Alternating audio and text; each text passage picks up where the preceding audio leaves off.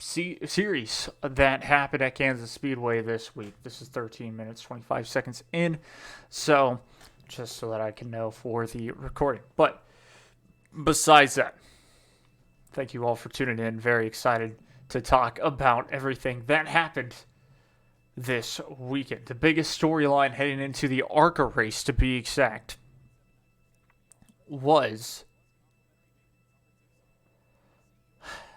Daniel Dye. If you all did not know, he got indefinitely suspended by Arca because of his antics in high school.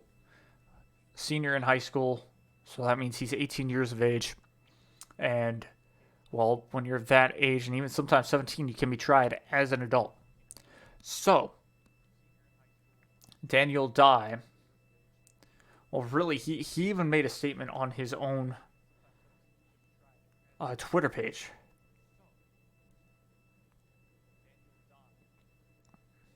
So, I just wanted to look this up real quick.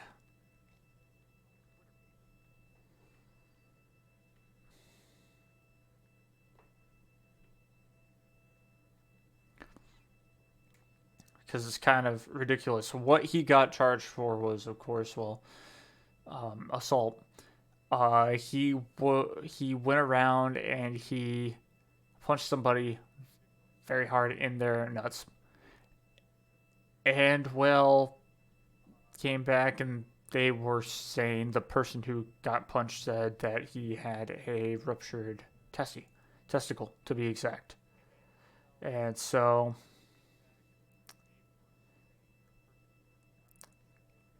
he ended up getting reinstated this weekend because the charges were dropped to a misdemeanor instead of a felony. But this is what Daniel Dye had to say about 5 days ago. The past few weeks have been emotionally difficult for me and my family, to say the least. You might have heard that I was recently arrested by local police and subsequently suspended by Arca. I have been overwhelmed by the support of fellow classmates, teachers, and others who have reached out to me following an incident with a fellow student at my high school.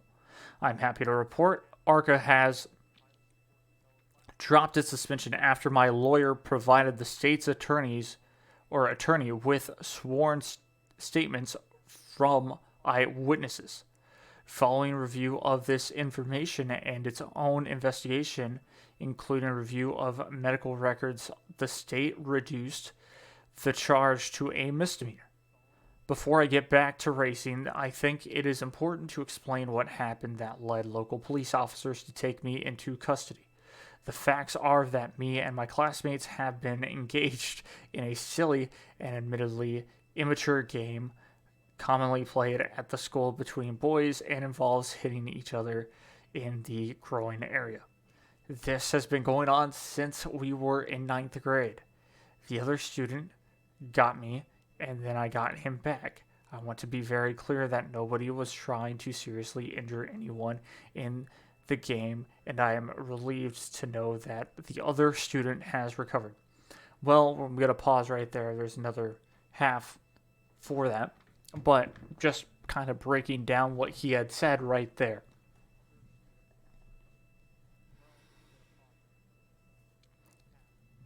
Yes, you're punching each other in the groin for fun.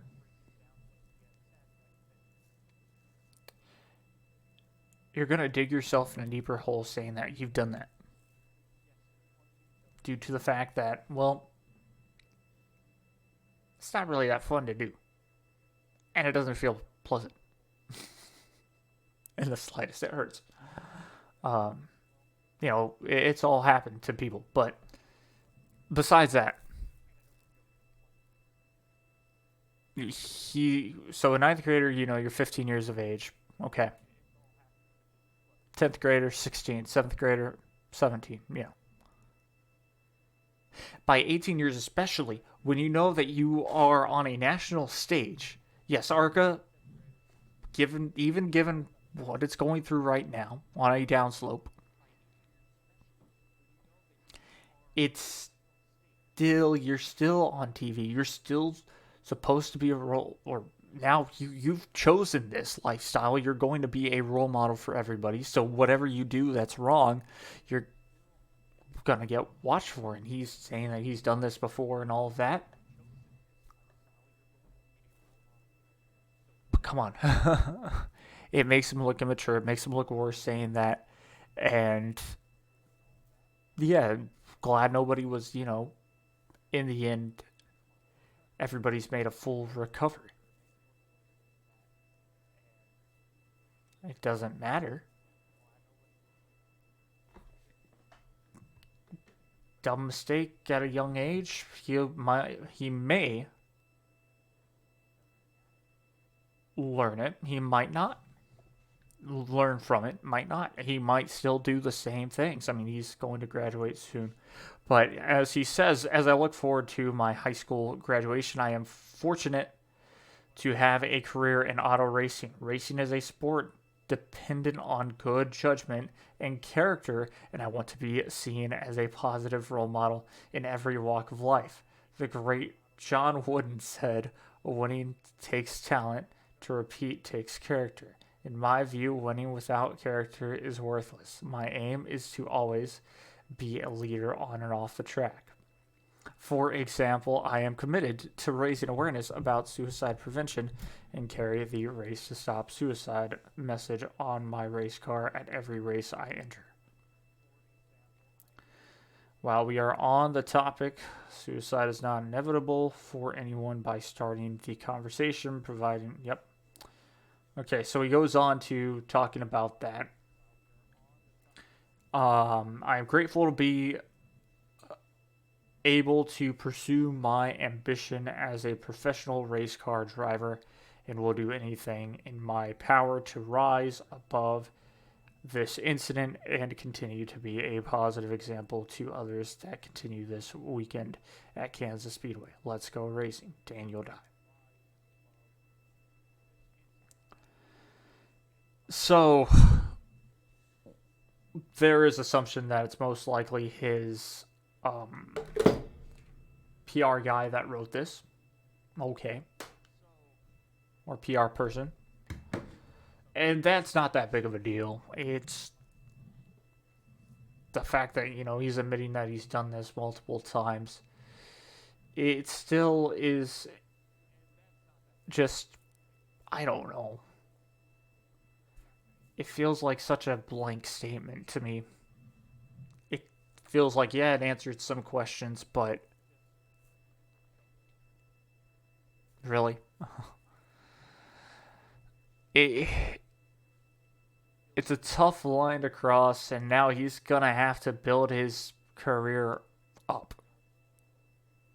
He's at the most bottom possible, and it is Arca. I don't think he's going to get an opportunity to step up anytime soon with that.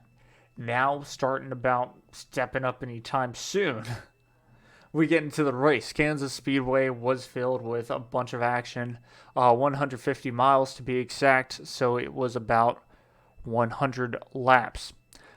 Top 5 finished on the lead lap. The rest finished at least a lap down.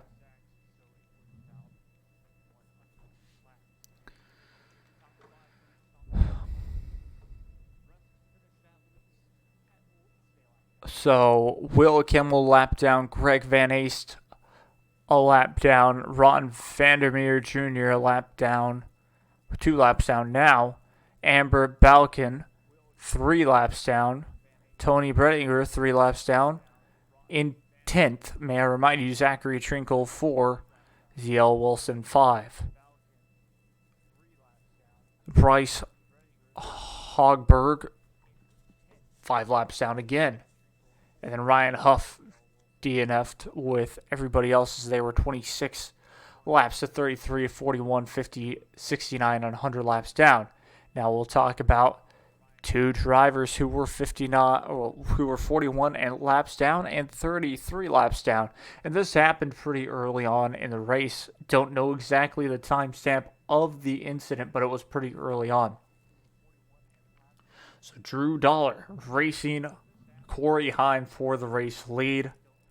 And this is where well, things got very interesting. And I think Billy Venturini was 100% right to be upset because, well, Drew Dollar's done this before. He's wrecked himself, he's wrecked other drivers, and this time he took out the lead.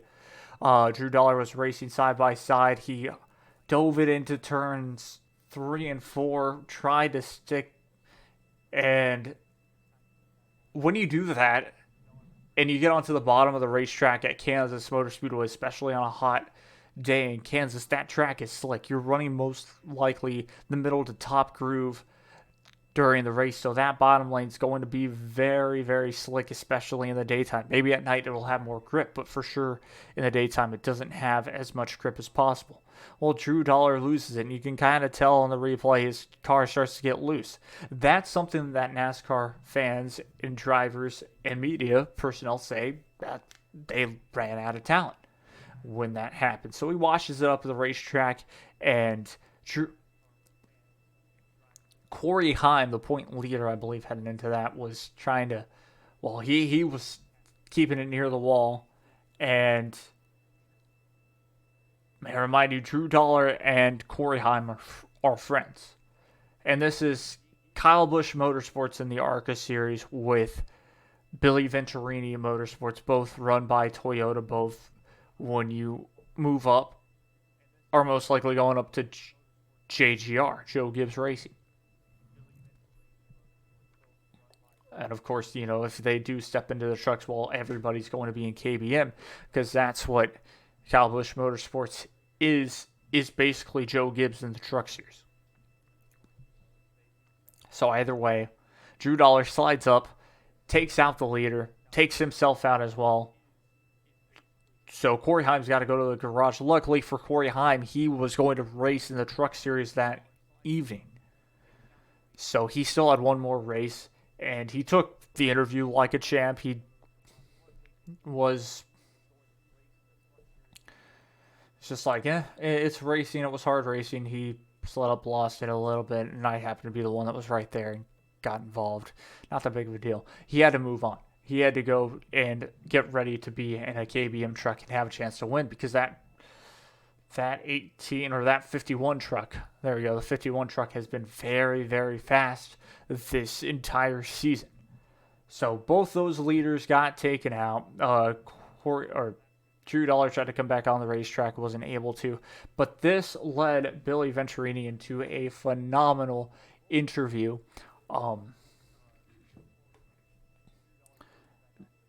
The quotes were something along the lines of, now I know how David Gillen feels. He wrecks a bunch of cars and he tears a bunch of race cars up for anybody. He's torn a couple of my cars up even when he's driven with me. And so that also struck an interesting topic. I listened to Door Bumper Clear last night and they talked about this exact incident. Now, they had on Haley Deegan, and Deegan even talked about some stories that she's had with Drew Dollar. Drew Dollar tried to pass her a couple of times, and he's just he tries to bulldoze everybody away. He's a little bit worse than us, or much worse than Sam Mayer is. And she said it. She's seen him try to wreck cars and wreck her as well. And one time, he was trying to pass her and ended up wrecking himself. She remembers he got by her and she was ready to pass him again and wasn't able to or something like that, or he got on alongside her for a second. And all she sees in the rear view is him pointed the other direction, backing up, going backwards. And I mean, she's talked about it. He's not that great of a driver. He just has a lot of money, and that's coming from, and that's the consensus. There we go. That I've gotten from everybody from Twitter.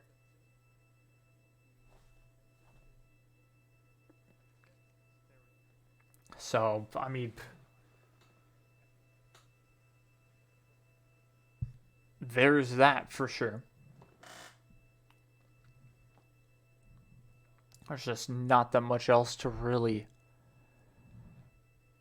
say about that incident.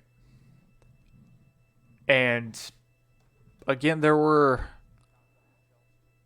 19 drivers, 19 cars that started the Arca race. Anybody that's new to the sport or anybody that never once watched the Arca race, look up, 2007 Arca races, 1990 Arca races. This series was in its prime back in the day, and it was amazing. They would run short tracks, but it didn't matter. It was so much fun to watch.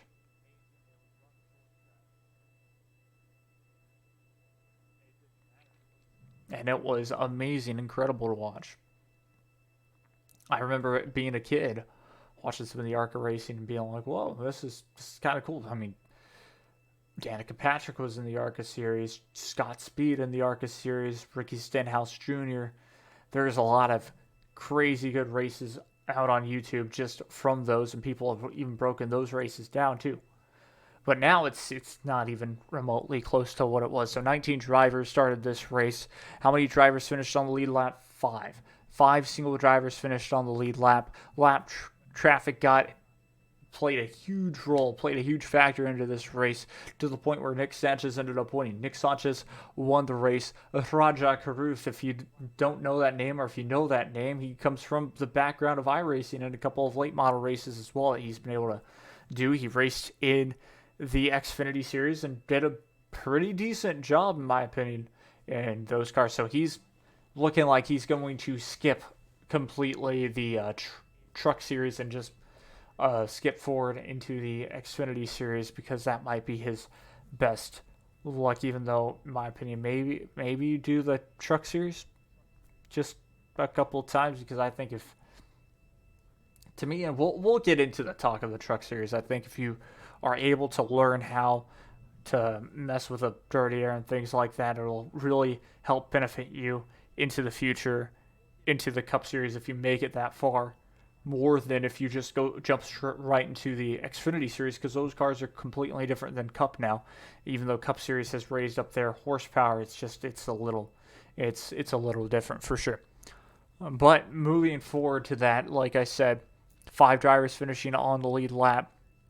Nick Sanchez ends up winning the race, and a lap driver gets involved in the race. Basically, Raja Karuth had to back off, lost all of his momentum. Nick Sanchez didn't have to lift and goes right around him on the outside to take the lead and never looked back from there. It looked like there could have been a late race caution, no late race caution, and they end up winning. 19 drivers started the race, and 5 drivers finished on the lead lap, like I said. And only 13 drivers, I believe, finished the race. 2 huge stories as well coming into that race, which normally, you see the like of Tony Bredinger for about her 3rd or 4th year in Arca. No joke. She was in Arca when Haley Deegan was in Arca, the Arca series as well, so that was about 3 years ago, the start of the pandemic. So, I mean, it's just something to really think about. And then another driver, Amber Balcon, finishes ninth place 3 laps down in her Icon Ford. And Amber Balcon, that was a big talk because, well, it's kind of her first year, or it is her first year in Arca. She's living her dream racing. Only, of course, it's Arca, but like she said, she's never been happier. From Canada is where she lives and is now married to a Canadian football player. So, ended up finishing 9th position. And now it's tough to judge every racer in this Arca series because it's just, like I said, that's 19 drivers. It's like a hosted session on iRacing. It's like a league that's not too popular on iRacing. And so teams are okay, but a lot of backmarker drivers, a lot of seat fillers. Never have I heard of Arnott KOK, Brad Smith, Alex Clubb, Ryan Huff, Bryce Hagenberg. So Daniel Dye, of course, the driver that I was talking about, ends up finishing third. He had a fast car. He had penalties as well during the race. He had to be held for a whole lap, got his lap back, luckily for him, and the 43 finishes third place on that podium. So big day for him. He's looking for, or he's in the points battle basically, and that's something to just keep an eye out for.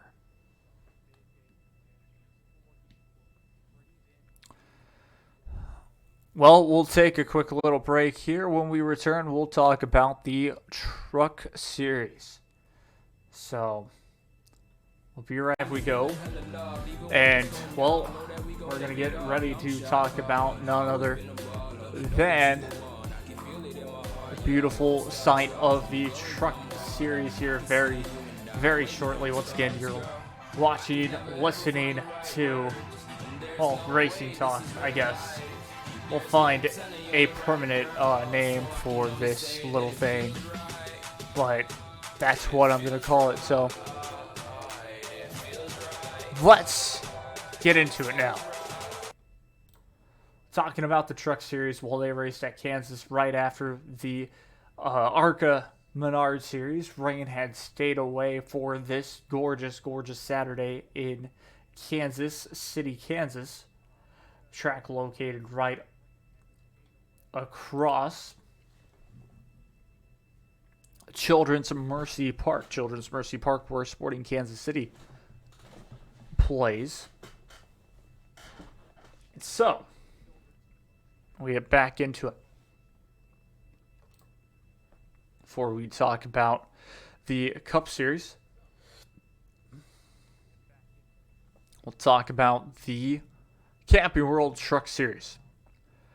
Once again, at Kansas Speedway, it started at 7 p.m. Gorgeous evening there.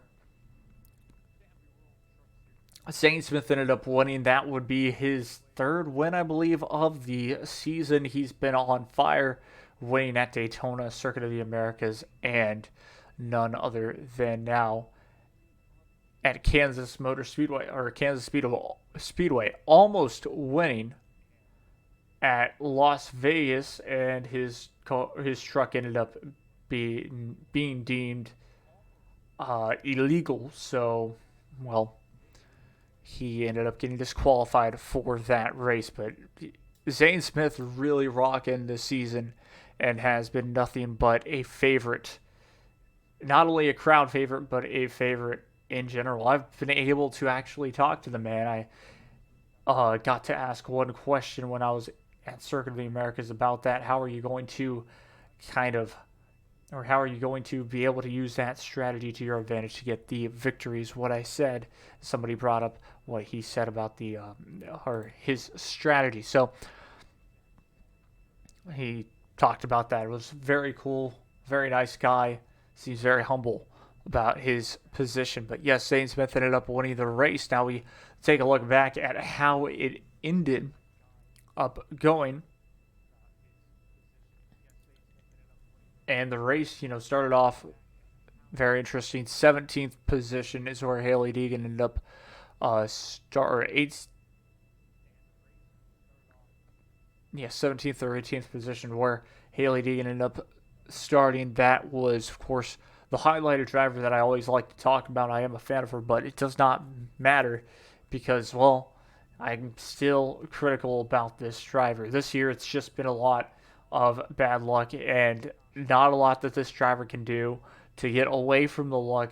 And this time, it ends up happening on pit lane. We'll talk about her final pit stop, to be exact. She takes 4 fresh Goodyear tires, or what the crew members said were fresh tires. There's a chance that they could have put the tires on wrong, meaning she's got a left front on the right front or a right front on the left front, something like that, because she came over the radio throughout the last stage saying this truck doesn't feel right. It doesn't feel right. She was back up in 20th position, worse than where she came into pit lane due to a loose wheel that happened to not be on her, due to her truck, but she had to slow down, and a lot of drivers were able to pass her on the pit stop. So bad luck there happening for her. But we move on around the field. John Hunter Nemechek had a chance for a bit to get a victory there. He did not end up winning the race, but indeed finished in the top 10. Inside the top 10, he's a driver that's looking for a title, championship this season in the Truck Series. He did not get it last year, as Benjamin Rhodes ended up winning that title at Phoenix Raceway. And so very fun race for a very good race for John Hunter Nemechek, and something that he definitely needed. Ty Majeski ends up finishing second. He talked a bit about it off of his Twitter, saying, well, you can look into things, and he's saying that truck, we didn't have the speed to be where we were, but we took advantage of it, and took advantage of really just playing the dirty air and things like that, and it worked out. Another driver to highlight, Derek Krauss, gets in 8th position. He's starting to move up the field once again, and I think finds himself close to the top 10. 10 drivers is what they will take into the playoffs heading into Lucas Oil Speedway. That's your playoff start.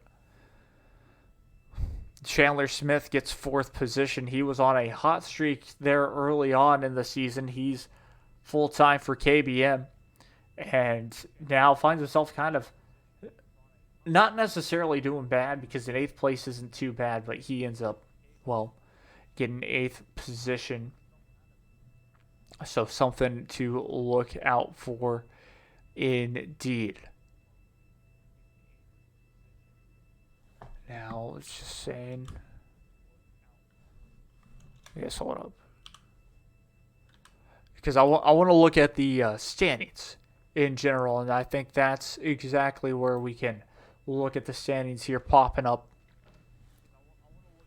NASCAR on TV, Texas standings. I want to see the Truck Series to be exact. But it's been good for him.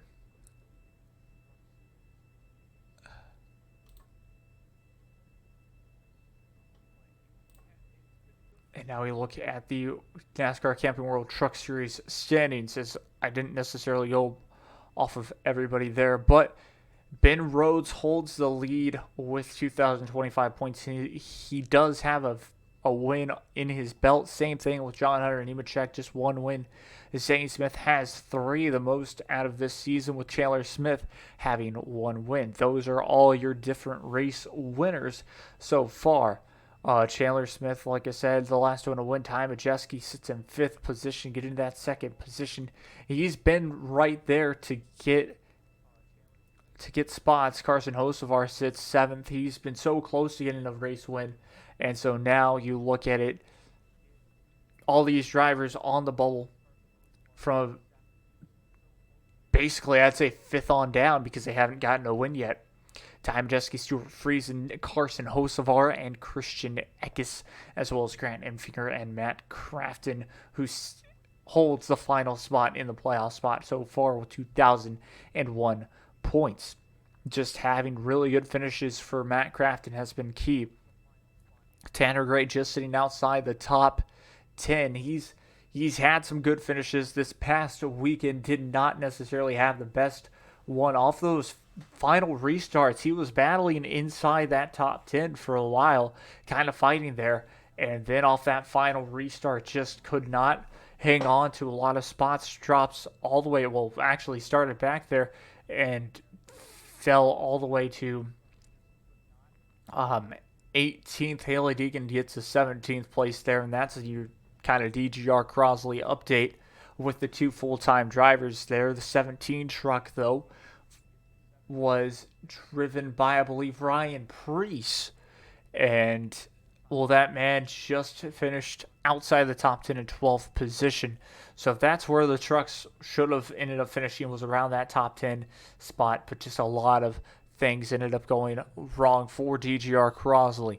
But like I said, we continue on. Derek Krauss outside the top 10, 12th position. That's what we were kind of alluding to, and that's why I came on here to make sure that I was not getting all confused.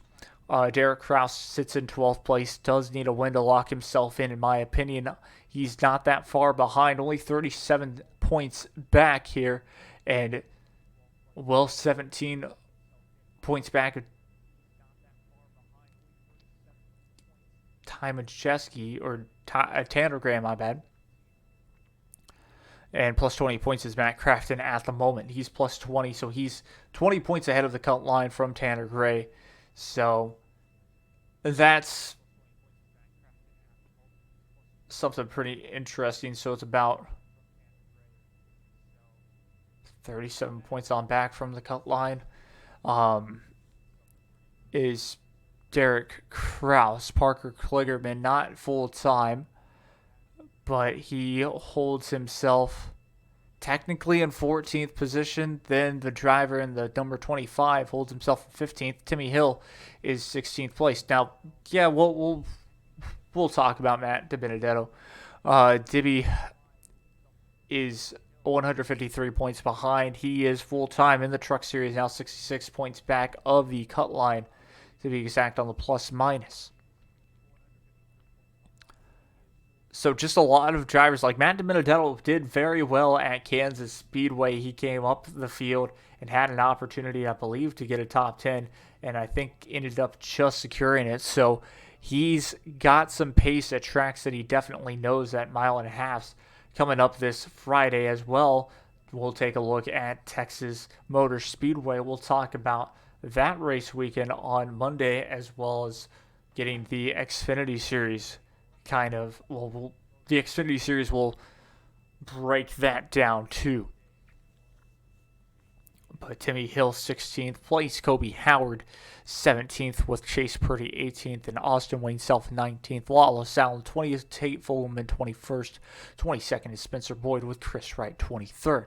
Dean Thompson 24th with Jesse Little 25th, and Ryan Preece, not a full-time driver here, 26th. Haley Deegan finds herself in 27th position. She's just in that cut line of where she doesn't have to worry about necessarily missing a race. Matt Jaskell does. Johnny Sauter not racing full-time. Blaine Perkins, as well as Corey Heim in 29th place. Not running full-time, if I'm not mistaken, though.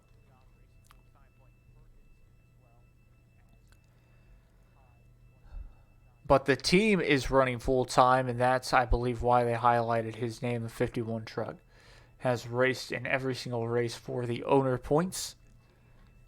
Little known fact about them: the rest of their drivers not running full time, so no reason to really talk about them. But that's something, of course, to keep an eye on. 27th place for Haley Deegan. Yeah, it's been a difficult one. Haley Deegan to just kind of shine light on her whole season. First race in 12th position off that final, or next to last restart, to be exact. And even TJ Majors came on the radio saying, it's go time, we need to go now, but if there is a wreck, we will be involved in it. The wreck happens, she was involved, it had major damage, it ended up finishing around 17th position, could have been a better finish. You move on to the next race, that was Las Vegas. I don't think she finished the race, but that might have been the case where she just did not finish too well. Then Atlanta had the truck to beat. Honestly, was making moves. She and another truck had the same ideas. They were going forward, having an opportunity to pass trucks. Then in the background, 12th place, 14th place, gets tangled very early on in the race, and flat right rear tire goes down, so they got to go in, change that. Then she came out and messaged in the radio, or came on the radio saying, hey, something doesn't smell right. And the whole crew, this is where I was a little frustrated. The whole crew saying,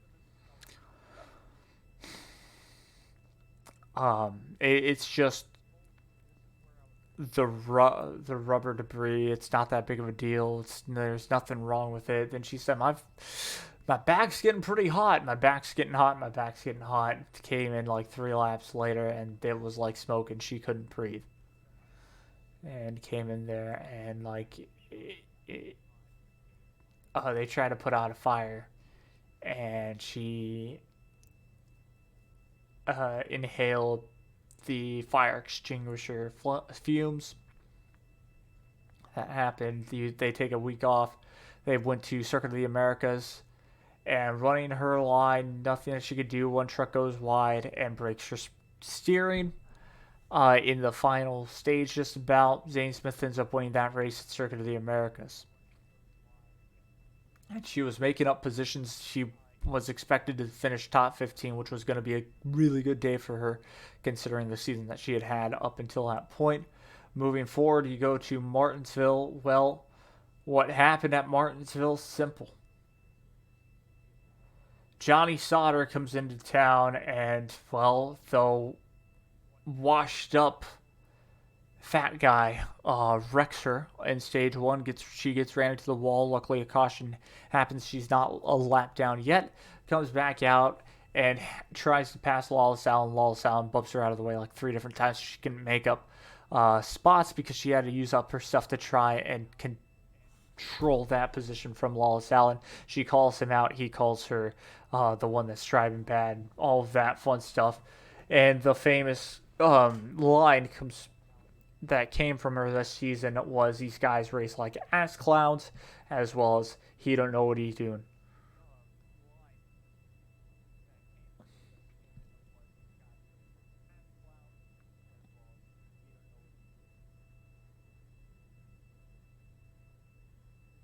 Or something like that. He don't know no better. There we go. He don't know no better. That was what came out from there. And then, yeah, I'd say Haley D, and it's tough to say if she was doing better. The truck series race at Bristol spins out and hits the wall because it gripped a little too much. Completely on her. She was all alone when that happened, so takes out her best truck. And I can tell you one thing, she had moved up positions in her heat race. That's how they were going to set the field, and there were more than 36 drivers, I think. And so it was a way to set the field, and she could have been going home. She'd spun out during the heat race when she was up to about 5th, and then made up spots, just got in to the main event, and it looked like she was going to be able to move up places, but was just conservative trying to do that. Carson Hocevar in that race almost gets a win. Ben Rhodes takes it away from him and wins it for his first win of the season. So just, yes, a lot of bad luck, and also, well, she's had one real incident that was on her, which was, well, there. Moving forward, we'll see what she can do this week at Texas with, yes, about a one-groove racetrack. You can't necessarily run up high too much because, well, there's this thing called the PJ1. PJ1 does not necessarily work too well in that, and it's frustrating. But yeah, we go back to talking kind of about this weekend at Kansas. Highlights of that race were definitely none other than your race winner. Zane Smith was on another postcode. He was running very much just faster laps, dominating the whole race. That final restart, even him being able to restart well, get away from John Hunter Nemechek was key. Getting away from Ty Majeski and everybody in that field was key for him to just keep that lead and win it. So big race win for Zane Smith. He wants to keep that going for Front Row Motorsports. Then Christian Eckes, of course. Well, now we go back down to, I think, just talking about the whole race and kind of, like Chandler Smith finishing 4th. That was big. Christian Eckes finishing 5th with John Hunter in 6th. Matt Benedetto 7th. There's your top 10. And that's where Haley Deegan at one point was running too. Derek Krauss in 8th. Matt Crafton in 9th. Benjamin Rhodes in 10th. Corey Howard 11th. Riley Herbst. That's who was driving the 12 truck. Not Ryan Priest. Was Riley Herbst. He finished 12th for DGR Crosley. Chase Purdy in 13th with Stuart Friesen in 14th. Carson Hocevar, top 15, not his best finish, but he ends up getting 15th position. Tyler Ankrum 16th with Haley Deegan, like we talked about, and 17th with Tanner Gray in 18th. Tanner Gray coming off another driver to really talk about. He was really good off the start of the season, had bad luck in Darlington as well, running up the high line. He gets involved in a 3-truck pileup before, including his teammate Haley Deegan. And, well, they all went spinning, so he got wrecked out. And that was the end of his race. After last season doing a very good job, I believe, at Darlington, if I'm not mistaken. But we continue on again with the field. After that was Lawless Allen, who finished 19th, and 20th, who was Tate Fogelman.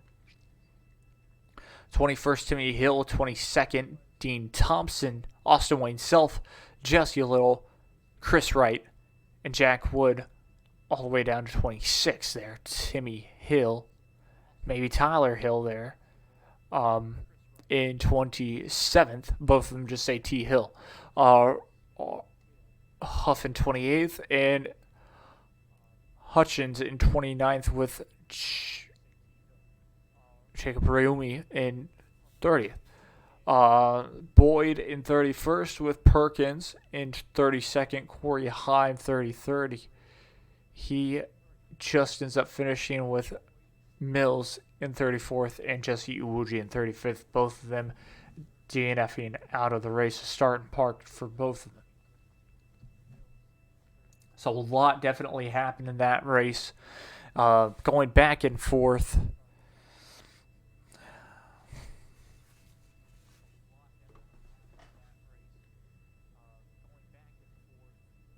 And just something, to kind of talk about their big old race and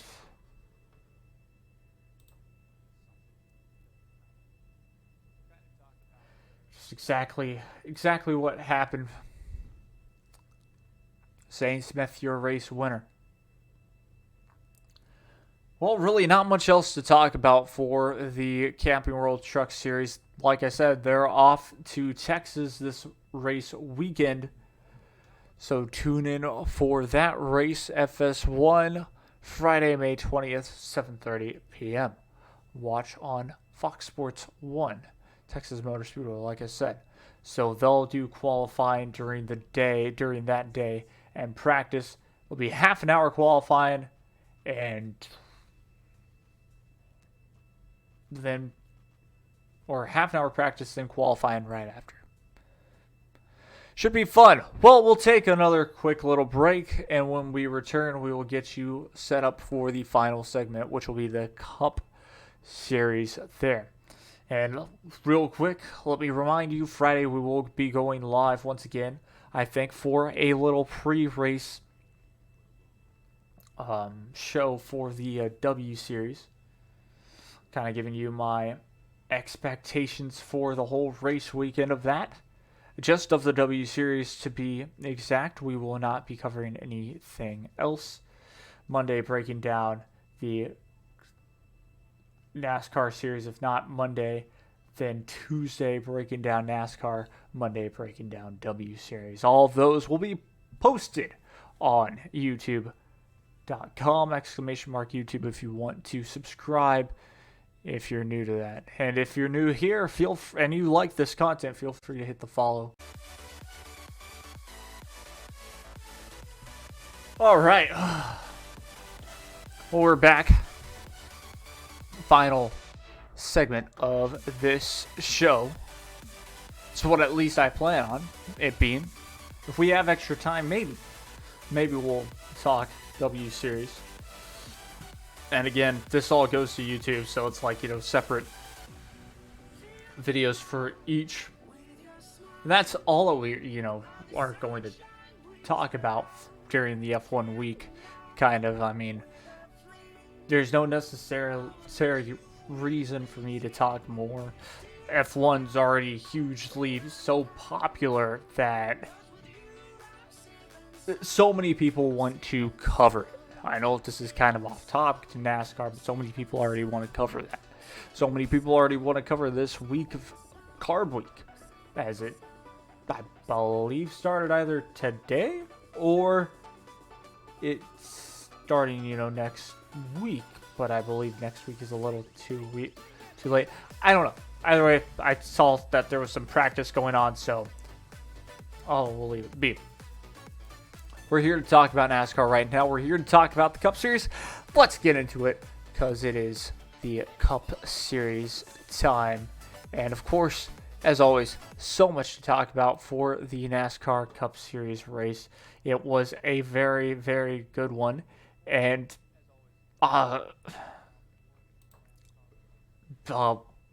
battling.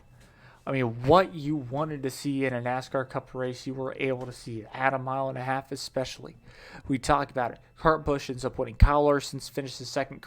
Kyle Busch, finishes third, and Denny Hamlin finishes fourth. So we take this all in with that top five. Or top four, basically. Christopher Bell actually finishes fifth. Martin Truex Jr. sixth. Ross Chastain seventh. Ricky Stenhouse Jr. eighth. Ninth was Alex Bowman, and 10 was Darrell Wallace Jr., a.k.a. Bubba Wallace, finishing inside or in that top 10 after, kind of getting left out to dry in a pit stop. We'll kind of talk about that just a little bit for sure. Kansas crowd for the Sunday race was not as pleasant as can be. Again, listening to the Door Bumper Clear, they talked about that, and it was very good. It's saying the race, it's a promotion. It's the promoters not promoting the race enough, and it is true. You need to have a lot more races that only go over to the track one time to make a race like that special, because this race was high caliber to the point where, if this was for a secure spot for the next round, or the final round to be exact, not the final four, but we're talking, that Elite Eight, then you've got stands that'll probably be packed, and you can push that. It's certain things like that. The crowd was less than applicable, and the crowds have been very good this season, in my opinion. They've been up. Not necessarily on TV, but in the grandstands too. I don't expect the All-Star race crowd to be well, but I expect the rest of the crowds to be pretty good. Richmond Raceway was less than desirable, in my opinion, also. But it sure will probably have a lot of fans for the final race when they go up to Richmond in the playoffs.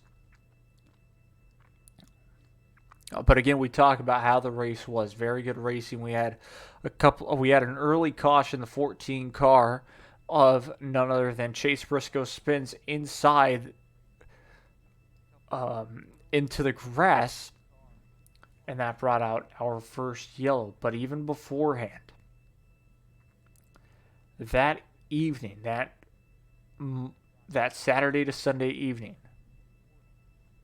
poured down rain. Rained all night long, drivers were waking up to a hailstorm.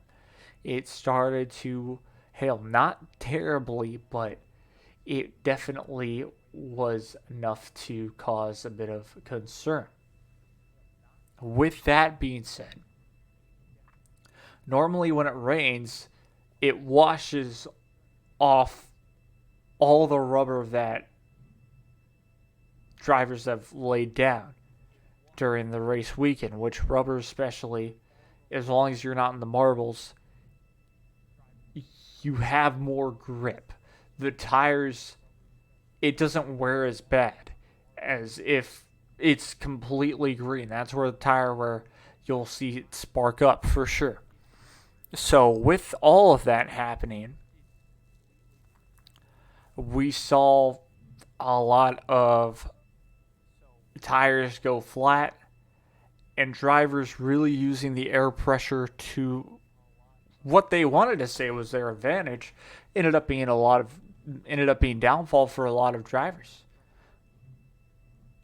Everybody wants to complain about the one lug nut tire in NASCAR. But crazy enough, back in 2021, it was Circuit of the America weekend for NASCAR, their first year. And yes, it was raining that day. The Monaco Grand Prix happened to be on ESPN, maybe ESPNU, but it happened to be on TV, or ESPN2. And what was interesting is Mercedes, Valtteri Bottas came into pit lane for a scheduled 4-tire stop. They jacked him up, and it was a pretty hot day in Monaco that day. And they tried with remember, this series has a one lug nut tire as well. F1 does. They tried to take off the tire. Magnetic, it would not budge.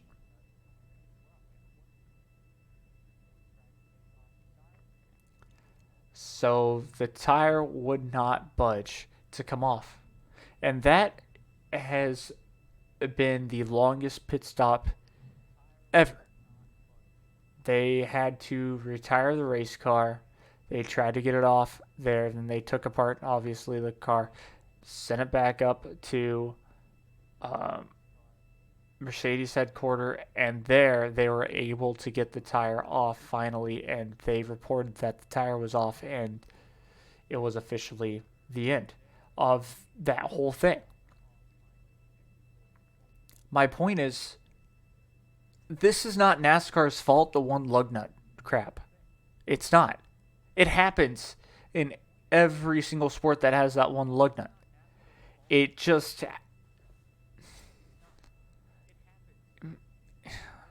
I mean, there's not much else to say. That's just a flaw with the whole one lug nut in general. It's not NASCAR's fault, so quit blaming them for that stupid stuff. NASCAR didn't expect themselves to have a bit more problems with it. But also,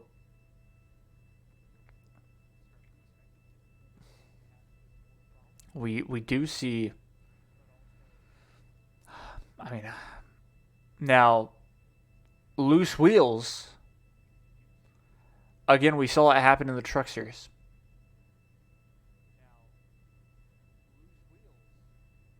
So, there's no argument there to be made that it's only the Cup Series that happens with the loose wheels. But besides that whole thing, the flat tires are a little concerning. But I don't think that falls on NASCAR again. That falls on the tire provider.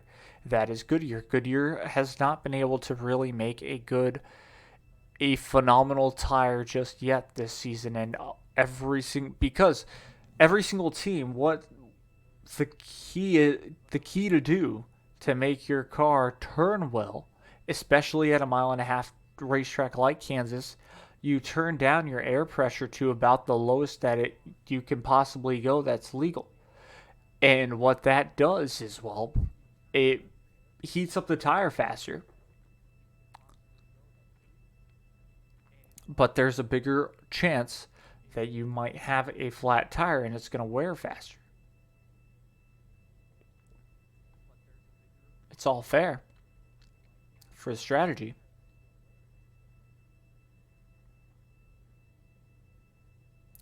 So yeah, it really doesn't matter too much.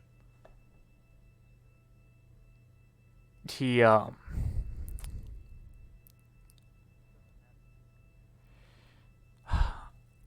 mean, this falls on Goodyear. Goodyear needs to step it up, or I'd like to see NASCAR go a different direction in tires, maybe to Michelin. Because I'm getting sick and tired of seeing a bunch of flats as well with this new car, and I know it's not the new car's fault. But enough about, my rants about the new car. Let's move on to the beautiful side of how the race was. Like I said, one driver spins out early on. That happened to be Chase Briscoe in stage number 1. And then, while the end of stage 1 happens, not much other action. There was a good amount of passing going on back and forth. Phenomenal racing. Stage 3 starts. It was very good. We saw drivers losing it. We saw drivers spin out like Chase Elliott. We did see a lot of flat tires that did cause cautions. Another one being William Byron did not necessarily cause a caution, I don't think. But he did have a flat tire going slowly, having to go around the 8 car of Tyler Reddick, having to do that exact same thing as well.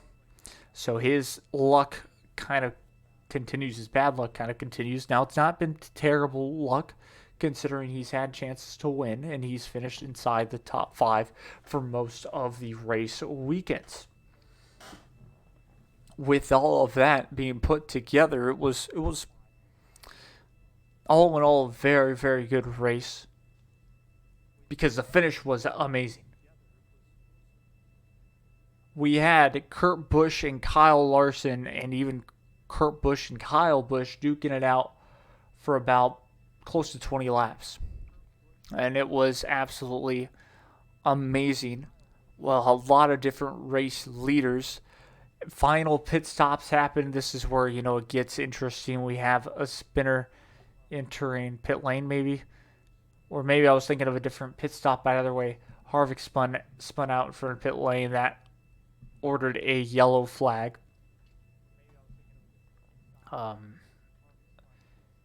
So drivers, even on their final pit stops, had to be weary of that especially. And bad pit stops from 2311 for the 23 team of Bubba Wallace netted him on that final restart further back than he would have liked. He got back up to 10th place, but only finishes 10th. And again, his bad luck continues for him, not getting a race victory. And you need to get a race victory, especially this season, considering how many different race winners we have already had. I mean, Kurt Busch adds another different race winner. Kyle Larson has only won once. Kyle Busch has only won once. Denny Hamlin won once. Martin Truex Jr. has won once. Twice has been William Byron.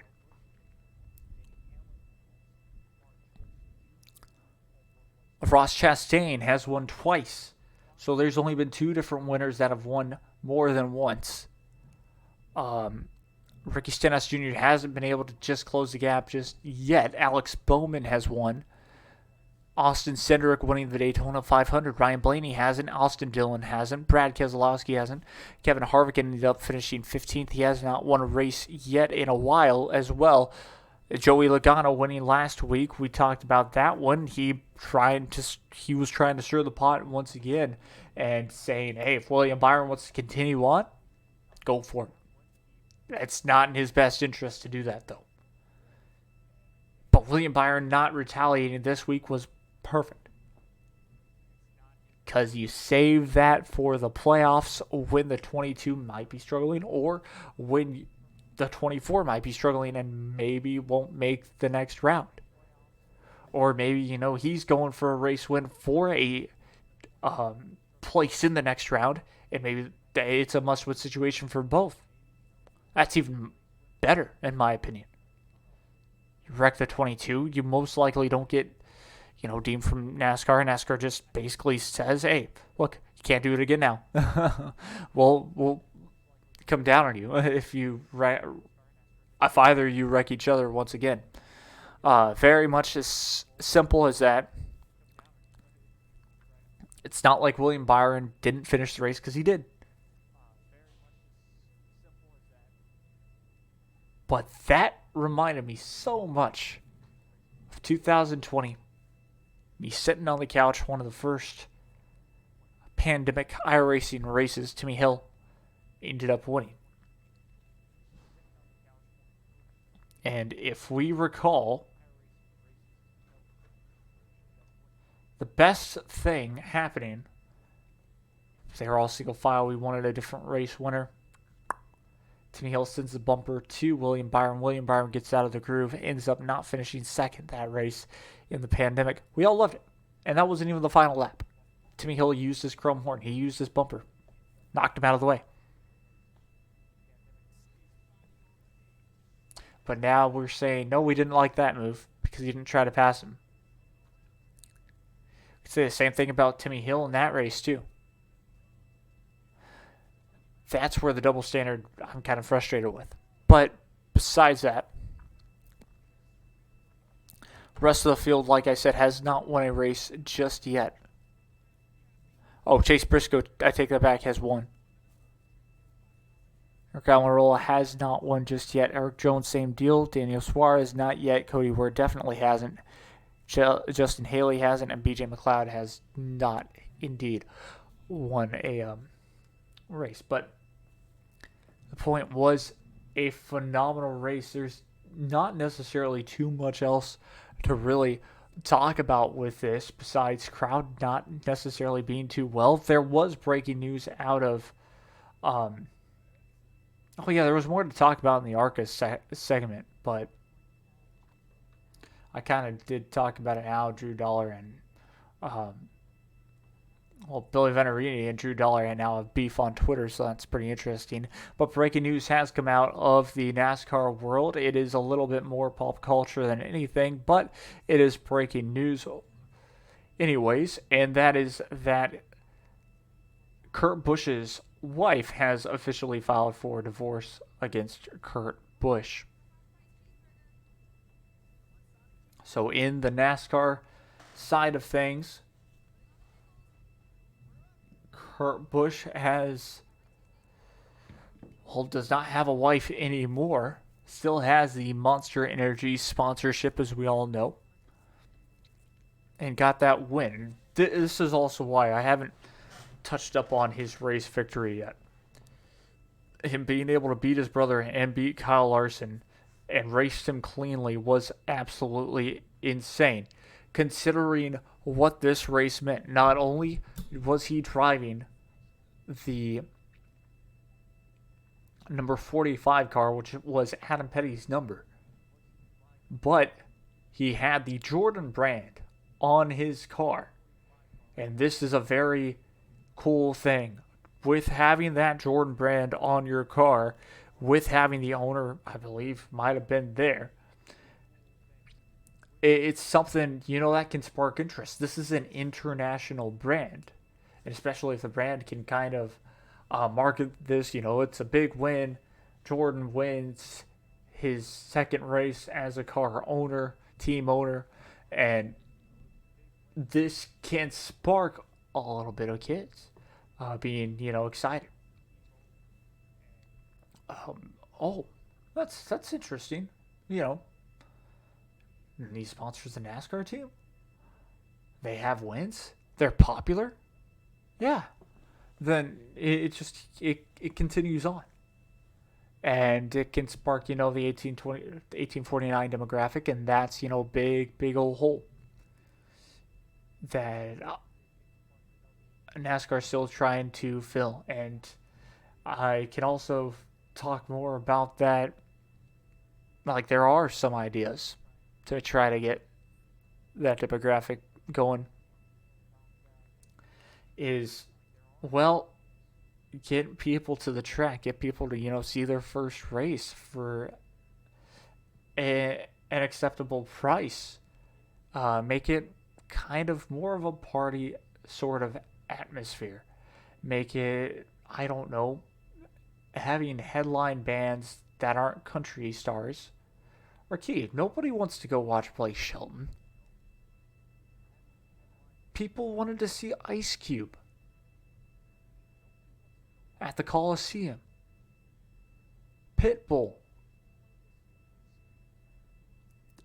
That's my point. I'm getting a little off topic there, but you can bring in more, for a younger audience, younger generation. Drivers, brands people can relate to, and promote it. Promote it like that. Trying to only promote it to your audience that you already have, it's not going to work. On a regular Saturday, Friday, Thursday, you got to promote that race.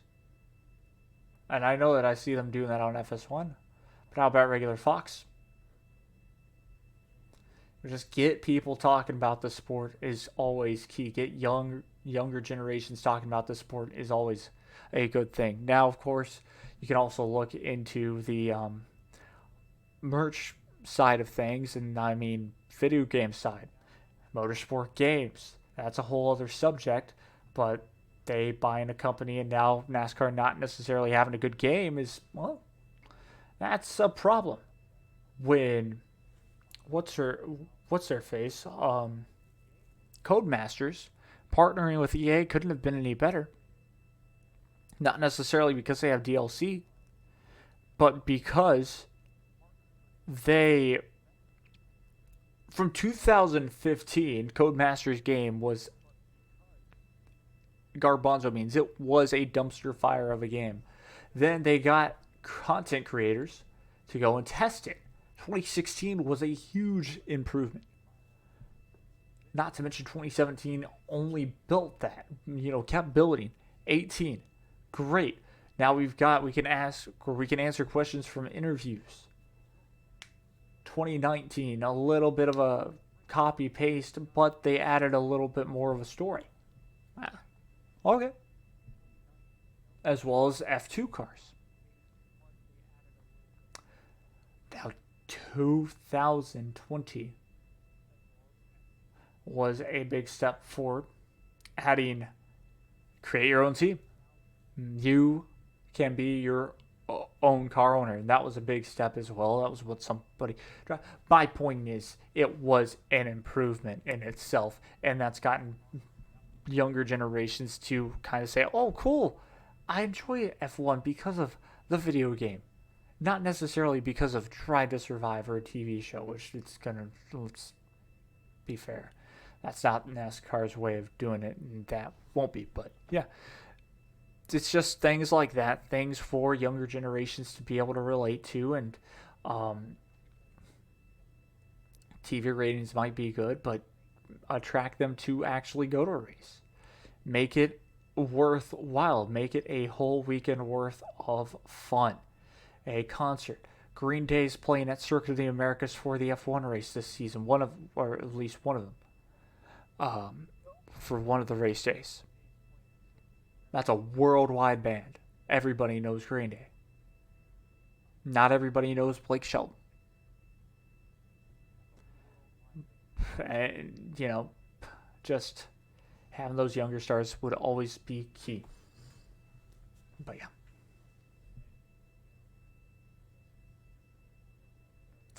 So that's one way to do it. Kurt Busch ends up winning the race. They go to Texas for the All-Star race in the most confusing